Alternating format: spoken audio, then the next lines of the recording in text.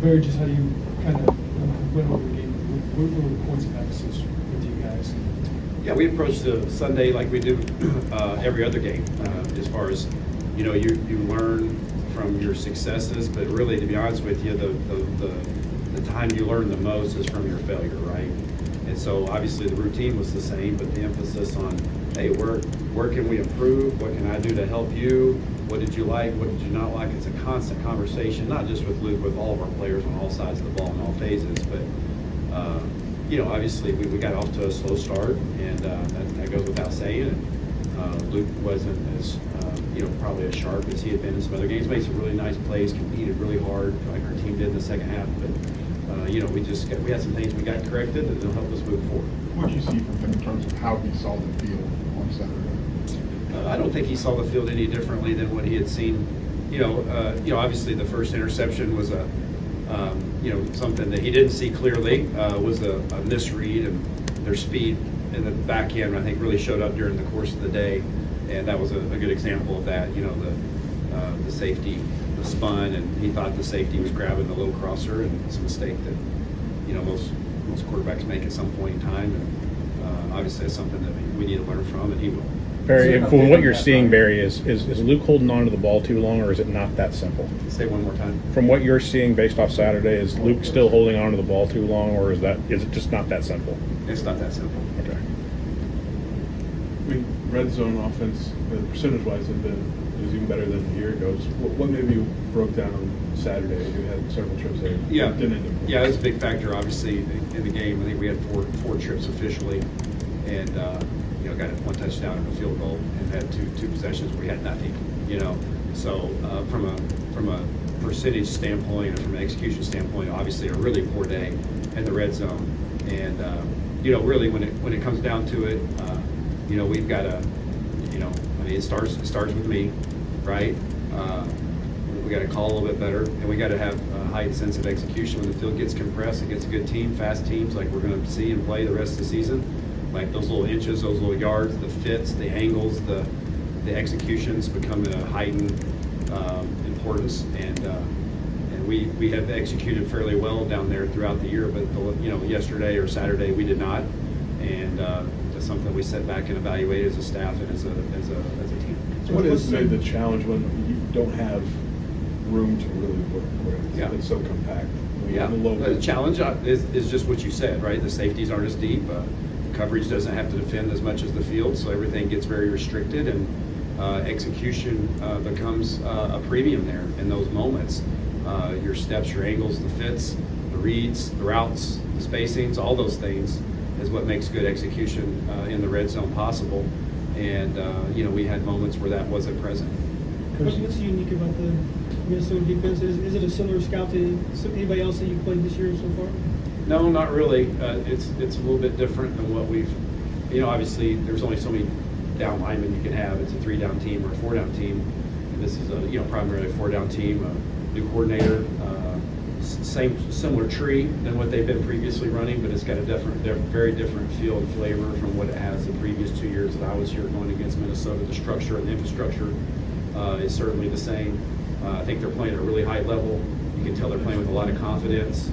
They know their scheme very well, and again, not to sound like a broken record, but a lot of respect for what they do and how they're doing it, and it will create another real challenge for us. Coach, can you assess Aiden Lockery to this point, and also, do you like him better on his inside runs? And somebody probably may say, seems to be running inside a lot. It seems like it could be better on the outside. Tell me how that works. Yeah, sure. So we were really pleased with Aiden on Saturday. Okay. I think he's kind of coming back and hitting his stride, so to speak, here the last few weeks. I think he's certainly, part of that is probably he's feeling better physically than he's felt since the beginning of the season. And then you shift to the second part of that question, and being the speed that he has, right. To get him on the perimeter is always something that's that we we're looking at and thinking about. And him and Khalil have a unique running style to maybe Josh, to Jordan, or Caden, and then you try to blend that together with what we do well up front and what we're doing well, and how you blend those two together. But we have confidence in all of our backs to run any of the schemes that we have in our system, gap schemes, wide zone and tight zone. And we did that with him on Saturday, and we'll continue to do that. Very good to see Coach Lunney Jr. back behind it. Like, behind him, what does this week mean for those guys who are behind him, and what's your confidence in what those guys can bring? Yeah, I mean, we feel good about we talked about that. We've had a lot of different guys show up. You got Malik continues to get game experience, and Colin and Hank have been playing a lot more football, and Alex Kapka Jones practices really well. He hadn't been on the field lately, but he continues to work hard and to be somebody that we trust wholeheartedly about not just knowing what the offense is, but to get in there and play at a high level, at a Big Ten level. And so, between that concoction of guys and moving around, we feel like we'll be fine there. Obviously, we prefer to play with everybody that we have at full strength, but that's part of football, and we'll see how obviously see how the week goes. But as far as the next man up mentality, that's what it is this time of year in Big Ten football, and I think our guys understand that in all positions. Besides this is elementary, can you walk us through how the protection on the line is kind of laid out? Like Josh said, he wears a good deal of that responsibility, but how much comes in from the sideline in terms of? Oh yeah, well we obviously have a call, Sure, that right. we send in, and then usually most teams have the quarterback or the center have the ability to manipulate the protection based on the front structure. And so just a generic overview of that is, we send a call in, and then we have multiple guys at both levels, quarterback and center, that have the ability to manipulate that based on what is the best way to set that based on the infrastructure of the defense. So it's really that simple. Barry, how much confidence do you have in your receivers and kind of knowing all three spots in a sense, and Yeah. being able to rotate them in and out, not only on the field, but in certain XYZ spots? Yeah, I really do. I have a high level of confidence, and particularly the guys that have played the bulk of the season, and then Malik's kind of gotten to the point where he's able to go to both sides of the ball for us, and so yeah, that's a really nice thing, and we try to cross train those guys as much as we can, and the way the offense works is they end up usually kind of being left and right to some degree, and they end up sorting out at some point in time, end up playing in the slot just by formation. And so I think they're all comfortable. It adds a great deal of flexibility for us. It would seem like what you just described maybe as a Colin Dixon, where you get him on the field in the slot, but he also can play outside if you need him to. Is that accurate? Yeah, he popped in there the other day. Sure. I believe a few plays on the perimeter. We have ways to manipulate the formations, obviously, where if you could be the slot, but you would to the naked eye, you would look like he's playing on the perimeter, if that makes sense. Sure. So it's really just kind of about who's on the field and how you call the formation to get people to where that you would want them to be, or to emphasize maybe a certain skill set. Look at the impression from a morale perspective, the guys that looked at it in the past. Yeah, we talked at length about that yesterday. We spent the first part of yesterday reviewing and learning and taking that moment that, obviously all the things that we did, there was a lot of really good things that happened during the game on Saturday, but as we all know, in an outcome like that, there was a lot of things that weren't up to par, or that we have to be better at to be able to put our best foot forward and win this game on Saturday. And so we wanted to teach off of that, emphasize that, coaches included,